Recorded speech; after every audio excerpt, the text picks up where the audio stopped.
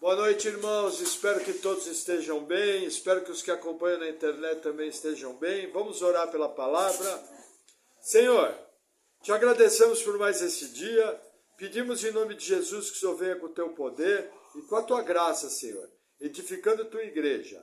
Nos capacite e dá entendimento. Em nome de Jesus, amém. Amém, irmãos. Estamos continuando nossas exposições do Evangelho de Lucas. Que eu falei para os irmãos que a partir desse ponto do Evangelho, Jesus está indo em direção a Jerusalém. Tudo aqui vai culminar na obra da cruz do Calvário. Toda a narrativa aqui está voltada para isso. E na passagem de hoje, nós vamos ter um dos ensinos mais importantes. É interessante que essa passagem, ao mesmo tempo, é simples, porém extremamente profunda. Por quê? Porque ela nos traz alertas sobre uma religiosidade vazia, uma religiosidade que segue regras, porém não tem temor, não tem amor, não tem a essência do Evangelho, que está diretamente ligada ao amor ao seu próximo. Na internet nós vemos vários pregadores, temos ótimas exposições, mas veja, nada adianta boas exposições se aquilo que eu escuto eu não coloco em prática.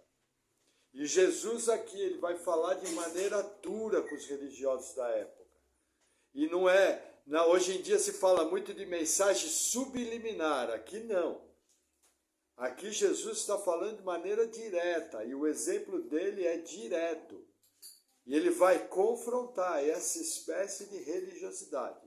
Então vamos ao nosso texto, Lucas 10, versículo 25, diz assim: E eis que se levantou um certo doutor da lei, tentando-o, e dizendo: Mestre, que farei para herdar a vida eterna? Veja que interessante. Um doutor da lei não era qualquer um. Um doutor da lei estava entre os melhores teólogos da época. Um camarada que conhecia a lei de trás para frente, de frente para trás. Aqui nós estamos falando de uma alta autoridade. E ele se aproxima de Jesus não com o intuito de aprender. Lucas mostra que ele está com o intuito de achar algum erro em Jesus para poder acusá-lo. Ele está fazendo uma armadilha. E aí ele pergunta: que faremos para herdar a vida eterna? Veja, a expectativa dos fariseus era que através da obediência da lei, a pessoa poderia alcançar a vida eterna. É com essa expectativa, com essa prática da época, que esse doutor da lei está fazendo essa pergunta. Como nós sabemos que Jesus era 100% Deus e 100% homem, ele sabia o que ia no coração da pessoa. E Jesus vai surpreender na sua resposta, que está a partir do versículo 26. E ele lhe disse: que está escrito na lei? Como lês? Ele responde com uma pergunta. O que você me diz que está escrito na lei? Como que você lê a lei? Já que você é um doutor, o que está escrito aí na sua Bíblia? E aí ele vai responder no 27. E respondendo ele, disse: amarás ao Senhor teu Deus de todo o teu coração e de toda a tua alma, e de todas as tuas forças, e de todo o teu entendimento, e ao teu próximo como a ti mesmo. Aqui ele vai fazer citações de Deuteronômio e de Levítico. Na verdade, os 10 mandamentos, que formam o bojo da lei, eles se dividem em 2 grandes grupos. Os mandamentos que nos levam a amar Deus sobre todas as coisas, nosso compromisso com Deus, e os mandamentos que se referem ao meu próximo. Esse camarada respondeu de maneira extremamente correta. Mas veja que interessante, tem um fato aqui que não está no texto, mas está subentendido na Bíblia. A narrativa vai continuar. 28. E disse-lhe, Jesus falando, respondeste bem, faze isso e viverás. Ele, porém, querendo justificar-se a si mesmo, disse a Jesus, e quem é o meu próximo? Olha que interessante. Irmãos, ninguém pode ser salvo pela obediência à lei. Por quê? Porque não existe ser humano que pode cumprir a lei. Só existiu um ser humano nesse planeta que cumpriu a lei, Jesus Cristo. Somente Ele. E por que Ele cumpriu? Porque Ele é Deus, Ele não tem pecado, Ele é santo e Ele é o autor da lei. E Jesus devolve a pergunta da armadilha, tipo, então faz isso, que você vai viver. Só que o doutor da lei sabia que ele não conseguia o tempo todo amar a Deus sobre todas as coisas. Ele sabia que ele não conseguia o tempo todo amar o próximo com ele mesmo. E isso acontece conosco até hoje. Nós não conseguimos amar Deus sobre todas as coisas o tempo todo. Nós não conseguimos amar o próximo o tempo todo. É uma realidade. Por quê? Por causa da nossa natureza caída. Por causa da nossa natureza pecaminosa. E em vez do doutor da lei ficar quieto, sabe quando você toma um passa-moleque bem dado? Que a melhor coisa é ficar quieto. Ele não quis abaixar a bola. Ele quis continuar na argumentação com a sua justiça própria. E ele perguntou, quem é o meu próximo? E aí é lógico, irmãos, Jesus não fica surpreso com nada. Jesus sabia até o que ele ia perguntar. Jesus tinha aquele momento no controle desde a eternidade passada. Jesus é Deus. E aí Jesus vai propor uma história que vai vir diretamente contrária a todas as crenças da época. E uma história que vai colocar em muita dificuldade os religiosos da época, que confiavam na obediência restrita à lei. E achavam que através da lei podiam se justificar. E aí ele continua, versículo 30. E respondeu-lhe Jesus, disse, descia um homem de Jerusalém para Jericó, e caiu nas mãos dos salteadores, os quais o despojaram, e espancando, se retiraram, deixando-o meio morto. O que acontece? Havia um caminho entre Jerusalém e Jericó, e era uma descida de serra. Para vocês terem uma ideia, Jerusalém está a 1000 metros acima do nível de Jericó. E essa estrada era uma estrada de 27 quilômetros. Uma estrada extremamente perigosa. Primeiro, por causa dos seus aspectos naturais, por causa de lugares onde era muito fácil escorregar, por causa da região pedregosa, poderia haver um deslizamento, e uma pequena avalanche, uma pedra cair na cabeça da pessoa, a pessoa morrer. Mas não apenas por isso, por causa das suas curvas e da sua geografia, do seu relevo, muitos salteadores aproveitavam pontos da estrada para cometer seus crimes. E aqui na história, esse camarada estava descendo de Jerusalém para Jericó. Provavelmente ele tinha ido a Jerusalém para adorar. E aí ele foi capturado numa emboscada por ladrões. Os ladrões não apenas assaltaram ele, como espancaram violentamente. E quase o mataram, deixando ele estendido no chão.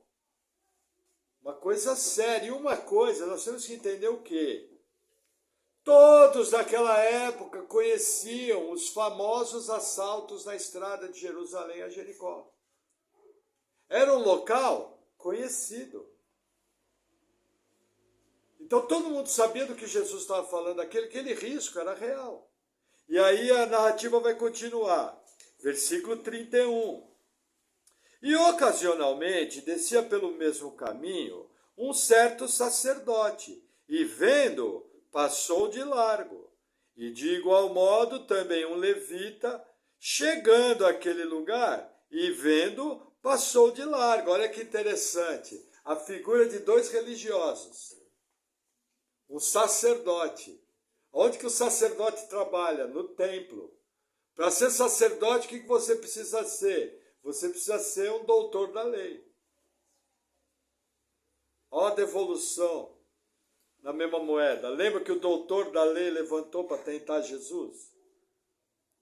E aí o que Jesus fala? Olha, o sacerdote passou e quando viu, se afastou. Passou do lado, sem tomar conhecimento. Da mesma maneira, os levitas eram responsáveis de sacrifícios e de adoração. Também passou longe. O que Jesus está falando aqui? Falando, olha, essa prática religiosa que vocês colocam tanta fé, ela fez com que esses homens não amassem o próximo como a ele mesmo. Ao contrário, quando era para praticar a verdadeira religião e seguir a lei da maneira correta, tendo o coração da lei, eles passaram de longe. Essa é a resposta de Jesus. Jesus já vem dar nos dedos. Provavelmente, com certeza, o sacerdote trabalhava no templo. O levita, da mesma forma. E eles simplesmente não tomaram conhecimento. Então Jesus já responde e dá aquela etapa com luva de pelica no doutor da lei, colocando o doutor da lei juntamente com eles. Percebe o que Jesus está fazendo aqui? Ele está indo no coração da coisa. Quando Jesus curava no sábado, o que ele perguntou? É lícito fazer o bem no sábado? Porque os doutores da lei diziam o seguinte, olha, você pode curar qualquer dia, menos no sábado. Agora, se um animal deles caísse numa vala, ele ia lá retirar o animal. E eu pergunto, é fácil tirar uma vaca de 700 quilos de dentro de uma vala? É trabalho e trabalho duro. E aí não tinha problema. Por quê? Porque o prejuízo era meu, era no meu bolso. Quando é no meu bolso, eu posso tirar a vaca. Agora, quando é para você ser curado dessa paralisia, não, continua deitado nessa cama. Essa era a mentalidade dos religiosos da época, a prática da lei, sem atentar para a sua essência. Essa advertência vale para nós. Essa história é para nós. Nós temos que tomar esse cuidado. Amém? Vamos avançar mais um pouquinho. Versículo 33. Mas certo samaritano, viajando, veio até ele. E vendo, foi movido de íntima compaixão. Irmãos, os samaritanos eram um povo que era considerado ritualmente impuro. Em 722 a.C., 7 séculos antes, exatamente aqui, aproximadamente 750 anos antes, Samaria caiu e o povo foi levado para outros países. Aí o governo assírio trouxe povos pagãos para morar em Samaria. Só que Deus levantou as feras do campo para atacar o povo. O que o governo assírio fez? Pega alguns sacerdotes do povo que estava lá para realizarem sacrifícios e acalmar o Deus da terra, a mentalidade assíria. Como se Deus fosse igual às outras divindades. O que isso gerou? Isso gerou uma adoração contaminada. Os samaritanos criaram uma religião própria e eles adoravam a Deus não no templo, mas no Monte Gerizim, onde tinham sido feito a proclamação das bênçãos e maldições de Deuteronômio 28. Tanto é que quando Jesus encontra a samaritana, ela pergunta, onde devemos adorar o Senhor? Em Jerusalém ou nesse monte? Então, tudo isso que acontece para os judeus, os samaritanos eram um povo impuro. Só que esse samaritano, quando viu o homem caído, espancado, quase morrendo, teve compaixão dele. Isso daqui foi outra bolachada na cara. Porque se o samaritano era ritualmente impuro, não vivia a religião que tinha que viver, como que ele teve compaixão daquele que precisava de ajuda? Está entendendo a profundidade do que Jesus está propondo? Em cima de uma história simples, todo mundo estava entendendo. Todo mundo sabia o que Jesus estava dizendo com o samaritano. Jesus estava falando a seguinte frase: olha, aquele camarada que você acha que não chega a 1 quilômetro de Deus, ele teve compaixão. Aquele cara que você menos imagina, ele teve compaixão. E daqui por diante, é em cima disso que a narrativa vai correr. Amém? Vamos lá, versículo 34. E aproximando-se, atou-lhe as feridas, deitando-lhes azeite e vinho, e pondo sobre o seu animal, levou-o para uma estalagem, e cuidou dele. E partindo no outro dia, tirou 2 dinheiros, e deu-os ao hospedeiro, e disse-lhe: cuida dele, e tudo o que mais gastares, eu te pagarei, quando voltar. Veja que interessante, ele pegou azeite e vinho. O que é azeite e vinho, irmãos? Azeite e vinho é um pequeno kit de primeiros socorros que os viajantes usavam naquela época. Isso aqui é a mesma coisa. Quando você vai aqui para o Rio de Morretes, assar uma carne, você leva um repelente, você leva um bloqueador solar. Isso é a mesma coisa que você tem na sua casa, um pequeno kit de primeiros socorros com alguns remédios de uso. Por que isso é importante? Você vai ouvir alguns pregadores, infelizmente despreparados, que vão querer dar significado no azeite e no vinho. Irmãos, as pessoas são capazes das mais variadas interpretações do azeite e vinho. O que é azeite e vinho no texto? Azeite é azeite, vinho é vinho. O que é isso? Remédio. Ele pegou o vinho, desinfetou as feridas por causa do álcool do vinho, e depois de desinfetar e lavar as feridas, ele aplicou azeite para trazer uma proteção, para não infeccionar, para não ter contato com os elementos de fora. Simples assim. E aí ele pega o camarada, provavelmente muda o seu itinerário, vai para uma estalagem, pega 2 denários. 2 denários era o suficiente para 2 meses de estalagem, 2 meses de hotel, 2 dias inteiros de trabalho aquele camarada colocou ali, o hospedeiro, e falou: olha, cuida dele que na volta se gastou mais alguma coisa eu cubro. O que aquele camarada fez? Meteu a mão no bolso por alguém que ele sequer conhecia. O estado daquele homem desmaiado, capaz que ele não soube nem o nome. Ou talvez veio saber o nome depois. Mas o que eu estou querendo mostrar é o seguinte: ele não apenas teve compaixão, ele interrompeu a sua viagem, cuidou. Irmãos, imagina que maravilha você pegar um paninho daquela época, não tinha algodão hidrófilo. Então ele pegou um pano, uma pessoa ensanguentada, pegou vinho e foi limpando o corpo todo do cara. Aí depois disso, pegou azeite, limpou tudo, colocou em cima de um animal, porque ele não teria como carregar o homem. E foi a pé, provavelmente puxando o animal até a estalagem. Chegou na estalagem, meteu a mão no bolso, grana, pá.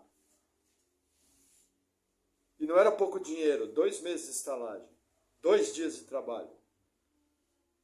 Está entendendo como Jesus foi fundo em todos os exemplos? Ainda mais os fariseus, que eram extremamente avarentos. Nós vamos ver nos textos mais à frente que nós vamos expor. Os fariseus eram muito avarentos. E ele gastou. Ah, então a partir de agora eu vou picar dinheiro. Não, a partir de agora você vai ter discernimento e vai compreender que vai haver momentos na sua vida cristã em que você vai ter que meter a mão no bolso. É isso. Amém? Vamos seguir. Versículo 36. Aí Jesus pergunta: qual, pois, desses três parece que foi o próximo daquele que caiu nas mãos dos salteadores? Lembra? O cara perguntou: quem é o meu próximo? Está querendo se justificar. Aí Jesus dá 3 exemplos: 2 religiosos e um considerado impuro. E aí ele pergunta para o doutor da lei: qual desses que foi o próximo? Olha a resposta do doutor da lei, 37. Ele disse: o que usou de misericórdia para com ele. Disse, pois, Jesus: vai e faze da mesma maneira. Olha que interessante. A religiosidade, eu estava vendo um comentarista, a religiosidade do fariseu era tanta que ele não ousou falar o samaritano.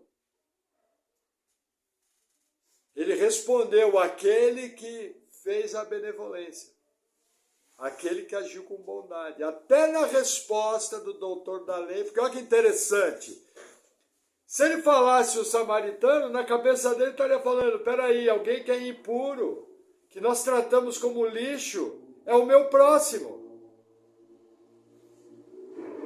Apontaria para a salvação dos gentios. Lembra que o judeu dessa época se questionava se os gentios tinham alma.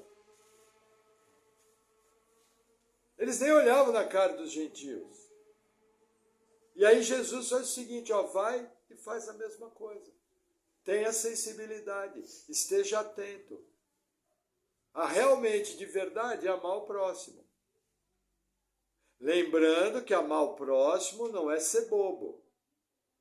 A própria Bíblia nos ensina que um dos dons dados aos servos de Deus é o dom de socorro. A própria Bíblia nos ensina, começando no livro de Atos e avançando por toda a Bíblia, que a ajuda ao próximo tem que ser feita com critério. Tanto é que existe a diaconia, o diaconato, que exerce a diaconia da igreja. Por quê? Porque hoje em dia existe uma moda na igreja de mandar mendigo para o inferno de barriga cheia. E você tem que, pode alimentar mendigo? Pode, mas você tem que pregar a palavra. Exército da salvação. 3 S's: sopa, sabão e salvação. Alimento, dignidade e vida eterna. Percebe? Então, assim, vamos ver o outro lado da parábola. Sempre que você for ajudar alguém, você vai fazer direcionado por Deus. Nós orientamos assim: se alguém da igreja, se for coisa simples, faça diretamente. Mas se começa a envolver valores, é bom consultar o pastor, o diácono, para saber. Entendeu? Porque existem pessoas que às vezes frequentam a igreja que estão debaixo do tratamento de Deus. A pessoa está passando dificuldade porque está sendo tratada por Deus, está debaixo de uma disciplina. Aí vai você, com o dinheiro que Deus deu para você, que vai cobrar de você uma administração correta, e pega aquele dinheiro e interfere no tratamento de Deus, dando alívio. Normalmente, sabe o que acontece? Deus põe junto no tratamento. Já vi acontecer. Por isso que existe o dom de socorro. Tem que ser feito com critério. Mas você precisa estar sensível.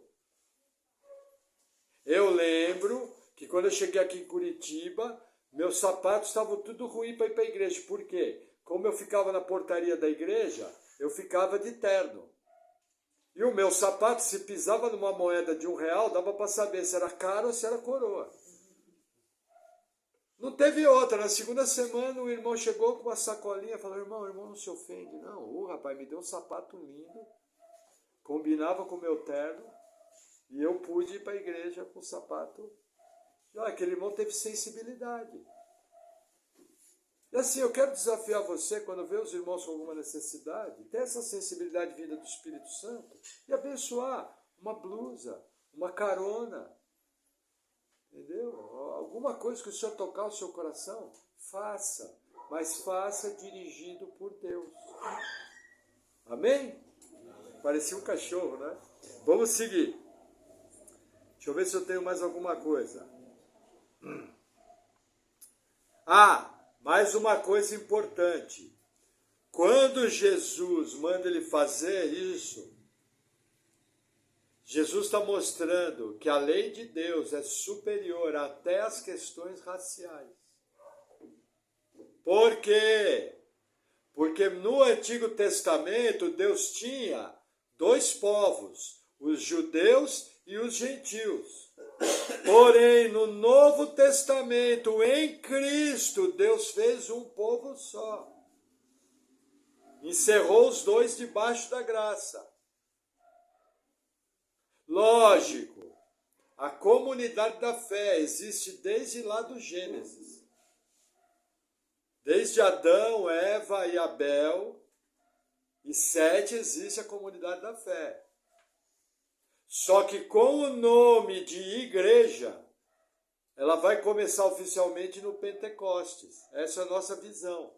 Alguns vão dizer que a igreja está desde a antiga aliança, outros vão dizer uma coisa mais para cá. Nós entendemos assim, Deus só tem um povo, antiga aliança e nova. Só que na nova aliança ele dá nome a esse povo, a partir do Pentecostes, é a igreja, que é o mistério revelado. Cada linha interpretativa tem sua maneira de enxergar. Mas temos que lembrar, Deus não tem dois povos, Deus só tem um povo. Aqueles que são salvos pela fé no Messias. Tanto na antiga aliança como na nova aliança. Amém? Vamos seguir, agora a história vai mudar um pouquinho. Versículo 38.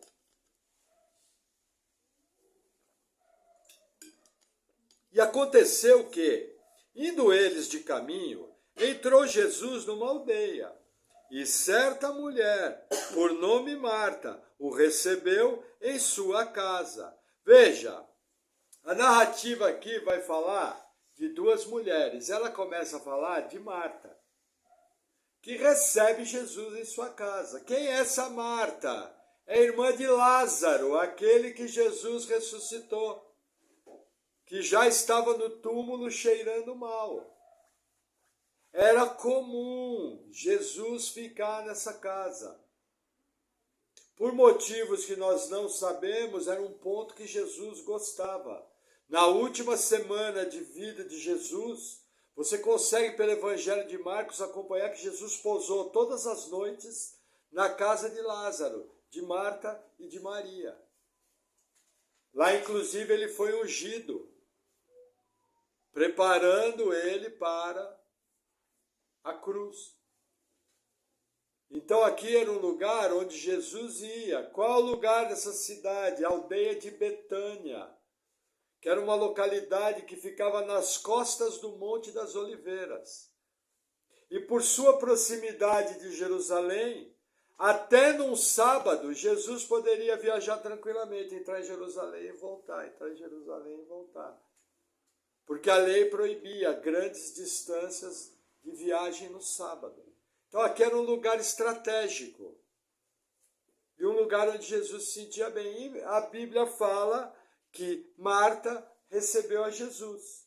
E vocês imaginem, irmãos, não era pouca gente que viajava com Jesus. No mínimo, aqui você pode colocar umas 50 pessoas. Que você coloca os discípulos, você coloca as mulheres que acompanhavam Jesus, você coloca os discípulos secundários. Era uma comitiva enorme. Aqui era uma casa grande. Lázaro tinha posses. E era uma trabalheira receber todo esse povo. A narrativa vai mostrar isso.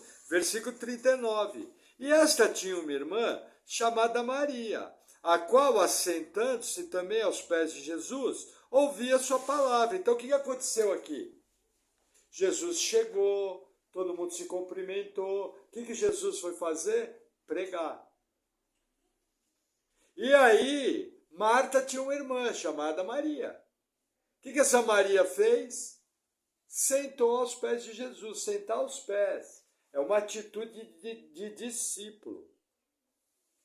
É muito importante você prestar atenção nesses textos, porque os comunistas moderninhos gostam de acusar o cristianismo de perseguição à mulher. E quem trouxe dignidade à mulher, permitindo que mulheres fossem discípulas, foi o cristianismo, e isso começou com Jesus. Porque na sinagoga judaica, as mulheres e as crianças tinham que ficar até num lugar separado. No lugar próximo a Jesus só ficavam os homens. Aí tinha uma separação, com uma espécie de treliça, material vazado, e as mulheres, crianças e os gentios, prosélitos, ficavam para trás. E essa mulher, ao se assentar, ela teve uma liberdade inimaginável naquela época. Por que é importante você saber isso? Quando você pegar um camarada mal informado e ouvir essa frase, você pode falar, olha, desculpa falar, mas você está mal informado. Porque a religião do mundo que mandou ensinar as mulheres e deu dignidade às mulheres e deu discipulado às mulheres foi o cristianismo. Na época ninguém fazia isso, no mundo inteiro. Sabe para que mulher servia na religião? Entre outras coisas, para ser sacerdotisa cultual, para ser prostituta cultual. Quando você viajava o Mediterrâneo, a prostituição cultual comia solta. Era para isso que mulher servia, na religião. E o cristianismo faz exatamente o contrário. Então é importante você saber isso. Nossa fé é inteligente. Vivemos época de marxismo cultural. E querem usar uma perversão, uma mentira contra a fé, para acusar a igreja de algo que a igreja fez exatamente o contrário. Então, por isso, você tem que estar preparado. Lembrando, política é política, igreja é igreja. Só estou citando o caso porque é um movimento político que normalmente onde passa persegue a igreja. E não é pouco. Os irmãos viram a tirinha que eu mandei daquela coreana no grupo da igreja de oração? Quem viu a mensagem da coreana perseguida? Depois dá uma olhada lá no grupo de oração, ela mostra como a igreja passou a ser perseguida na Coreia do Norte. Bem sério. Irmãos, na boa, abriu um parênteses na palavra. Quando o pastor manda algo, é para ver. Eu não estou para ficar perdendo tempo, para mandar coisa no grupo e pelo menos não dar uma olhada. Se você esqueceu, está tudo bem. Acontece. Agora, se foi deliberado, se arrependa e mude essa atitude. Começa a ver, porque é algo importante para a sua vida. Quem viu hoje o pedido de oração que eu usei uma tirinha do Augusto Nicodemos? Ah, já melhorou. Domingo também tem mais tempo, né, irmãos? Eu sei que a vida é corrida, mas é meu papel corrigir aquilo que está errado. Vamos seguir, versículo 40. Marta, porém, andava distraída em muitos serviços, e aproximando-se disse, Senhor, não se te dá que a minha irmã me deixe servir só? Dize-lhe que me ajudes. Olha que interessante, irmãos, receber lá 20, 30, 50 pessoas em casa não é fácil. Dentro da hospitalidade judaica, tinha que receber bem, irmãos, fazer comida, não tinha freezer, não tinha comida congelada. Tinha que cozinhar. E não era pouca gente. Aí Marta está correndo para lá e para cá. O que Maria está fazendo? Sentadona, gostoso, ouvindo Jesus pregar.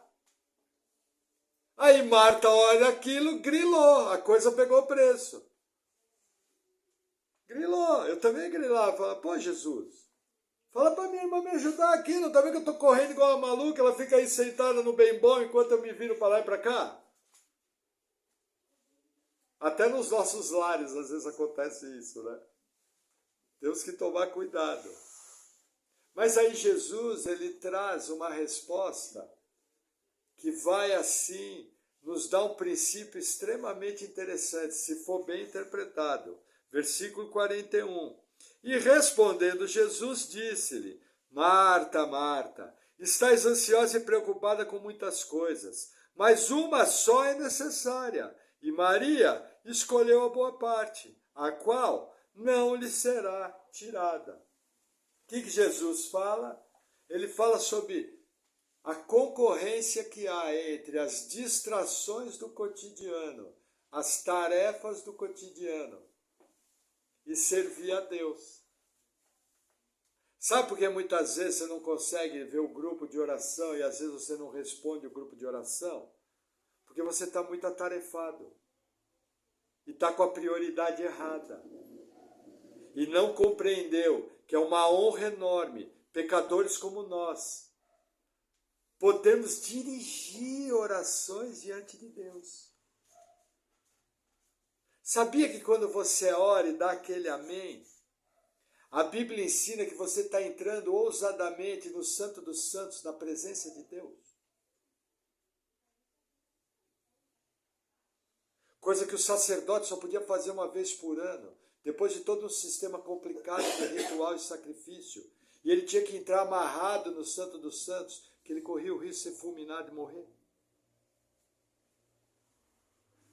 Pastor, nunca olhei por esse ângulo. Mas então comece a olhar, para entender a importância da oração. Vou falar de mim, tá, irmãos? Para não ofender ninguém. Deus, na sua bondade, permite um lixo como eu entrar na presença dele, pecador do jeito que eu sou, e apresentar as orações. Isso para mim é uma honra. E eu me sinto envergonhado diante do que Cristo fez, se eu não orar como é devido. Jesus foi moído para que eu pudesse fazer isso. Muda sua cabeça. Na vida eu tenho coisas urgentes e eu tenho coisas importantes. Importante é tudo aquilo que me leva mais próximo de Deus. Urgentes são as outras tarefas que eu preciso fazer. O que você tem que aprender? Primeiro as coisas importantes, depois as urgentes. Pastor, não é o contrário? Não, porque se eu buscar primeiramente o reino dos céus e a sua justiça, as demais coisas serão acrescentadas. Irmãos, não custa nada parar e orar, mesmo que seja no fim de tarde. Não tem problema, o ideal é que seja na hora. Mas não deu? Tem essa consciência, para lá 2 minutos, responde a oração. Mostre de maneira prática que você é um cristão maduro, que tem as prioridades corretas. A Bíblia nos orienta, orai sem cessar. Jesus nos orientou, quando orares, que venha o teu reino. Quando você ora clamando a Jesus, você está clamando para que a vontade dele venha e se cumpra. Isso nada mais é que o reino. Entenderam o que está falando? Cuidado, corrija. Irmãos, eu também trabalho, eu também tenho as coisas que fazer. Gerencie bem o seu tempo, tenha tempo para as coisas, para que você possa dedicar o que é correto, para que você possa dar a Deus o que é de Deus e a César o que é de César. Amém? Amém. Vamos a algumas aplicações. Veja, primeira coisa, o preço do discipulado. Se vocês quiserem abrir, Evangelho de Lucas, capítulo 14. Como está em Lucas, esse eu vou abrir. Lucas 14.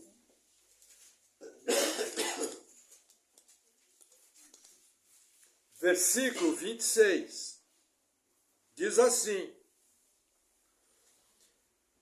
Se alguém vier a mim e não aborrecer seu pai e mãe, e mulher, e filhos, e irmãos e irmãs, e ainda também a sua própria vida, não pode ser meu discípulo. E qualquer que não levar a sua cruz e não vier após mim, não pode ser meu discípulo.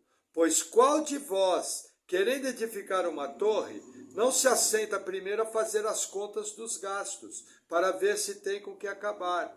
Para que não aconteça que, depois de haver posto os alicerces e não podendo acabar, todos os que a virem comecem a escarnecer dele, dizendo: esse homem começou a edificar e não pôde acabar. Ou qual é o rei que, indo à guerra e pelejar contra outro rei, não se aceita primeiro a tomar conselho sobre se com 10.000 pode sair ao encontro do que vem com ele com 20.000.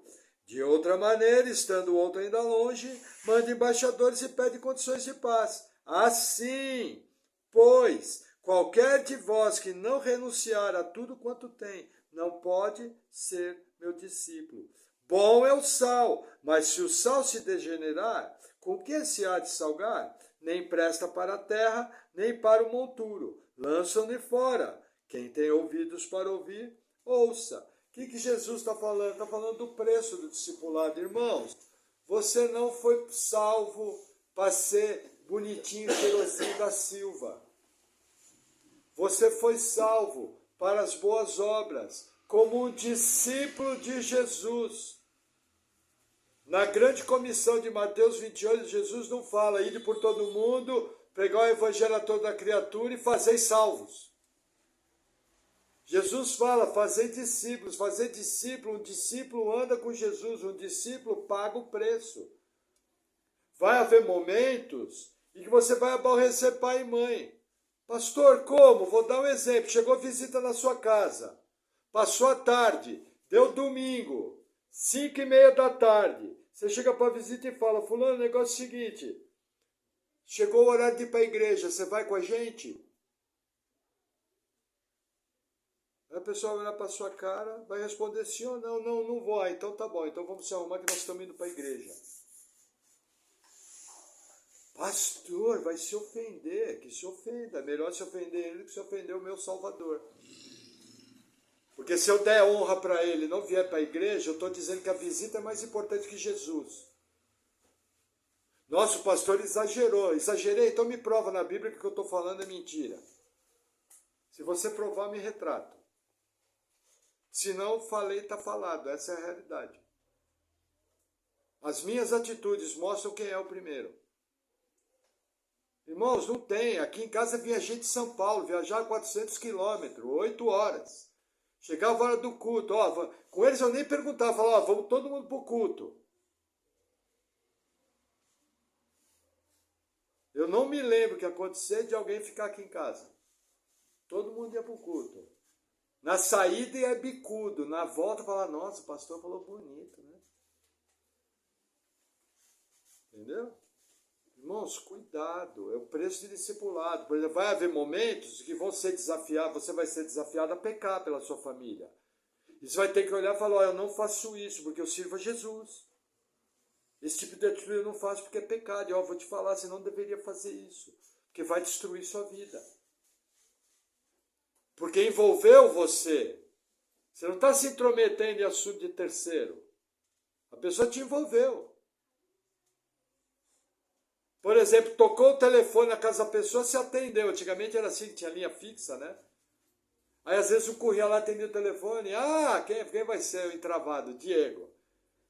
Quem? O Diego? Aí o Diego chega e faz assim. Espera um minuto que ele vai te atender. É assim que você tem que fazer. Ou você vai mentir, vai virar filho do diabo porque o Diego está lá.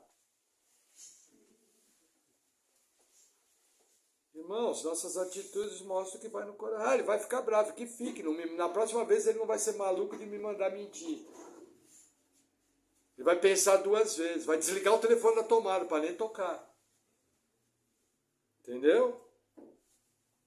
Bem assim. Já aconteceu de ligar aqui em casa e eu chegar e falar, Paula, fala que eu não posso atender agora, que depois eu ligo. Acabou. Resolveu. Simples assim. Não precisa mentir. Amém? Vamos a mais uma aplicação. Lucas 16. Versículo 10, eu vou ler. Quem é fiel no mínimo, também é fiel no muito. Quem é injusto no mínimo, também é injusto no muito. Pois, se nas riquezas injustas não fosseis fiéis, quem vos confiará as verdadeiras? E se no alheio não fosseis fiéis, quem vos dará o que é vosso? Nenhum servo pode servir a 2 senhores, porque ou há de odiar a um e amar o outro, ou se há de chegar a um e desprezar o outro. Não podeis servir a Deus e a Mamon. E os fariseus, que eram avarentos, ouviam todas essas coisas e zombavam dele. O que acontece? Irmão, você tem que escolher, ou você vai servir a Deus ou ao dinheiro. Eu compreendo que existem trabalhos que a pessoa trabalha no dia de culto. Agora, aprenda o princípio, Deus jamais vai te dar um emprego onde você não possa cultuar Deus. Deus nunca age contrário à sua palavra. Deus não manda você cultuar. A Bíblia mostra que todas as vezes que a igreja local se reúne, meu papel é estar lá. Isso é o que a Bíblia fala. Entendeu? A Bíblia nunca dá número de reuniões por mês que eu tenho que ir. Agora, existem circunstâncias que eu não posso ir. Se essa circunstância é verdadeira, tudo bem. Mas sabe qual é o problema? A turma trabalha demais e a turma faz 1001 coisas. E aí está servindo a Mamon.